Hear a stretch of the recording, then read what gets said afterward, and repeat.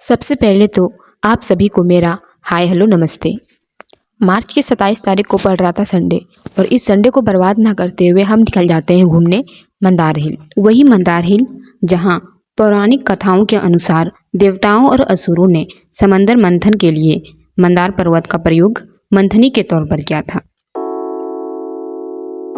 तो बात ये है कि हमारे यहाँ गोड्डा से मंदार हिल की दूरी लगभग 20 किलोमीटर थी और हमें वहाँ पहुँच के पहाड़ी की ऊंचाई तक भी चढ़ना था।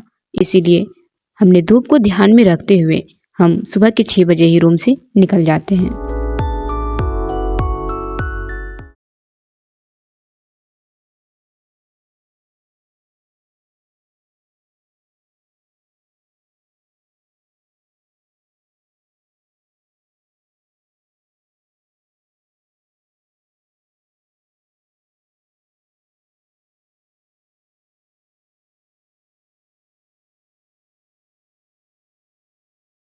एक घंटे की सफ़र के बाद हम पहुंच जाते हैं मंदार हिल और यहाँ देख सकते हैं आप, यहाँ का नज़ारा कुछ इस तरह से दिख रहा होता है। तालाब के बीचों बीच भगवान विष्णु और माता लक्ष्मी का मंदिर बना हुआ है।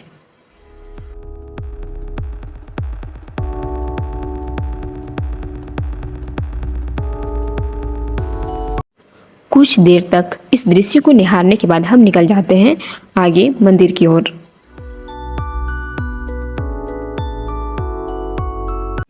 मंदिर हमें इधर से घूमते हुए जाना पड़ेगा, तो चलिए फिर चलते हैं मंदिर की ओर।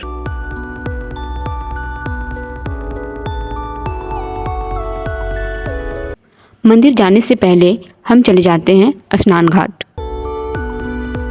पुरानी कहानियों के अनुसार इस तालाब की मान्यता ये है कि अगर कोई व्यक्ति इस तालाब में स्नान करते हैं तो उनका कुष्ठ रोग ठीक हो जाएगा और इस तालाब को पापहरनी तालाब के नाम से जाना जाता है।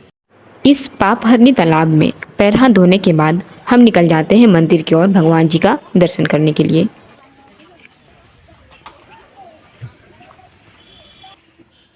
जैसे कि आप देख सकते हैं कि तालाब के बीचों बीच माता लक्ष्मी और भगवान श्री हरि विष्णु का मंदिर है और हर मकर संक्रांति पर यहाँ मेले का आयोजन होता है, यानी कि 14 जनवरी को। और मेले के पहले कलश यात्रा भी की जाती है जिसमें कि बहुत ही अधिक भीड़ होती है यहाँ पे। दर्शन करने के बाद हमने वहाँ पे कुछ अच्छी सी तस्वीरें खिंचाई। फिर हम आगे निकल जाते हैं मंदार हिल की ओर। देखिए स्टार्टिंग में ही दिया हुआ है गंदगी ना फैलाएं, तो हमें इस बात का ध्यान रखना है और इन सारी जगहों में गंदगी नहीं फैलानी है।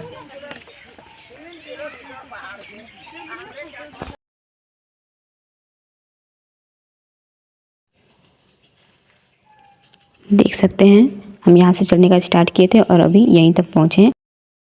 हमें अभी काफ़ी दूर तक जाना है और आज का मौसम भी काफ़ी अच्छा क्या है, तो हमें चढ़ने में बहुत ही आसानी हो रही है।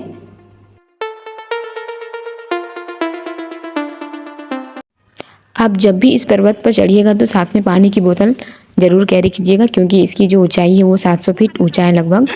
और अगर आप 700 फीट ऊंचे चढ़ते हैं तो कहीं ना कहीं आपको दिक्कत हो सकती है। अगर धूप है तो और भी ज़्यादा दिक्कत होती है चढ़ने में। हालांकि आज मौसम बहुत ही अच्छा है तो हम लोगों को काफ़ी आसानी हो रही है चढ़ने में। और ये देख सकते हैं रोप वे, अगर आप पैदल नहीं चढ़ना चाहते तो आप इस पर चढ़ के जा सकते हैं।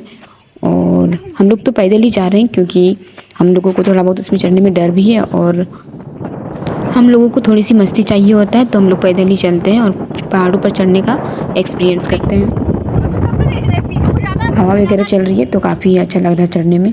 और बाकी देख सकते हैं नीचे इसका व्यू कुछ इस प्रकार से दिख रहा है। ऊपर चढ़ने के बाद आप जैसे जैसे ऊपर चढ़ते जाइएगा आपको व्यू उतना ही अच्छा लगता जाएगा और थकावट भी काफ़ी हद तक कम होती जाएगी। आप जितना जल्दी जल्दी चल सकते हैं चलते जाइए। देख सकते हैं अगर आप चढ़ते चढ़ते थक जाते हैं तो यहाँ पे बैठ करके थोड़ी देर रेस्ट भी कर सकते हैं। थोड़ी देर नहीं बल्कि आप जितना चाहे उतनी देर तक बैठ सकते हैं। और देख सकते हैं व्यू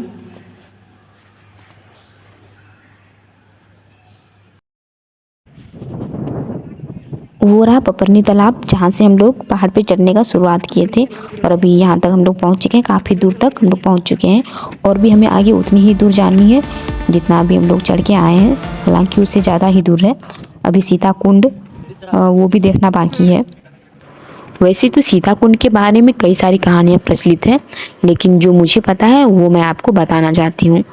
तो ऐसा कहा जाता है कि भगवान श्री राम जब वनवास गए थे तो वो इस मंदार पर्वत के ऊपर भी रुके थे और माता सीता ने सूर्य भगवान की उपासना की थी और वो इसी जलकुंड के द्वारा सूर्य भगवान को अर्घ दी थी। तो तभी से इस जलकुंड का नाम शायद सीता कुंड रखा गया है। चढ़ते चढ़ते हम काफ़ी थक चुके होते हैं, हमें प्यास लग रही होती है, तो फिर हम एक माजा खरीदते हैं और फिर माजा को थोड़ी देर आराम से पीते हैं। माजा पी के ख़त्म कर चुके होते हैं और हम फिर से आगे निकलते हैं पहाड़ी की ऊंचाई तक चढ़ने के लिए। देख सकते हैं सीढ़ियाँ कितनी लंबी लंबी है, जिस वजह से हम बहुत ही जल्दी थक जा रहे हैं और साइड साइड में झाड़ ही झाड़ दिख रही है।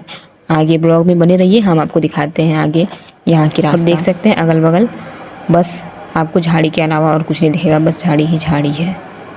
अगल बगल तो आप देख ही रहे हैं झाड़ी है और फिर यही छोटा मोटा पत्थर वगैरह है। चढ़ते चढ़ते बीच में छोटी छोटा दुकान भी है जहाँ से आप पानी की बोतल हो गया या फिर झाल मुड़ी वगैरह खाने का सामान खरीद सकते हैं।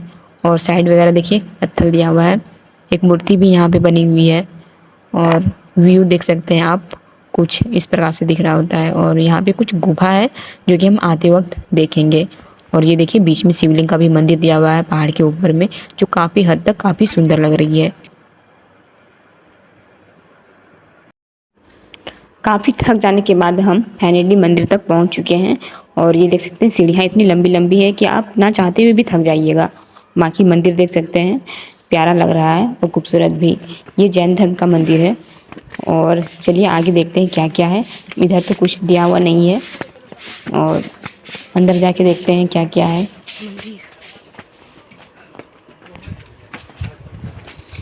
इधर भी कुछ दिया हुआ नहीं है, चलिए ऊपर चढ़ के देखते हैं क्या है।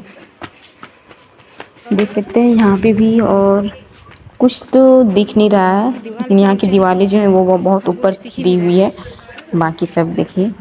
और यहाँ पे चढ़ने के बाद यहाँ जो हवा है इतनी सुंदर बह रही है कि आप जो जितना भी थके हुए वो सारी थकावट दूर हो जाएगी। यहाँ का लोकेशन देखने के बाद काफ़ी सुंदर हवा चल रही है यहाँ पे, बाकी आप देख ही सकते हैं क्या हुआ। जिस प्रकार से दिया हुआ है। अभी हम लोग बाहर में ही घूम रहे हैं और मंदिर जाएंगे तो आपको मंदिर तक भी लेके चलेंगे। पहले आप यहाँ पे देख सकते हैं हम लोग लगभग 700 फीट ऊंचा चढ़ चुके हैं और हम काफ़ी ज़्यादा थक चुके थे, लेकिन ऊपर में आने के बाद जो थकावट हुई थी वो महसूस नहीं हो रही है। अच्छा लग रहा है यहाँ आने के बाद। ये लोकेशन देख सकते हैं, पेड़ पौधा कितनी छोटी छोटी इतना ऊपर से दिख रही है। और ये देखिए आकाश में चिड़ियाँ उड़ती हुए। और ये मेन गेट है यहाँ का इस मंदिर का, तो मेन गेट अभी बंद है, तो हम छोटे वाले गेट से अंदर जाएंगे और यहाँ पे चप्पल वगैरह खोलना होता है, उसके बाद हमें अंदर जाना होता है। चलिए फिर चलते हैं अंदर की ओर और देखते हैं वहाँ पे क्या क्या है।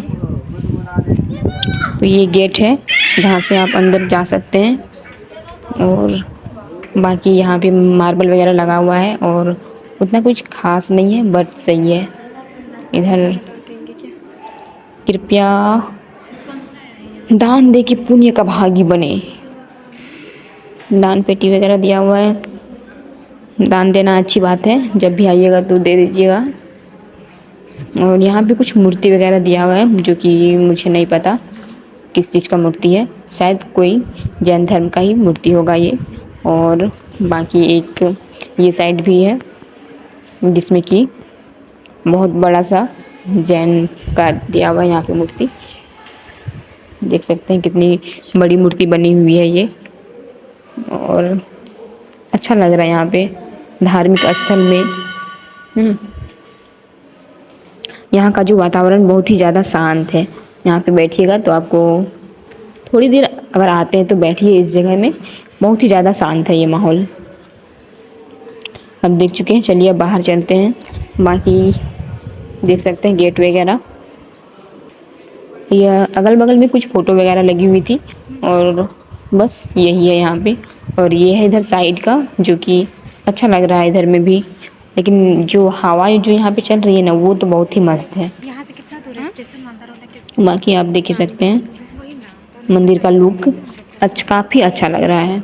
सो आज के ब्लॉग को यहीं पे हम समाप्त करते हैं और मेरे चैनल को जरूर सब्सक्राइब कर लीजिएगा।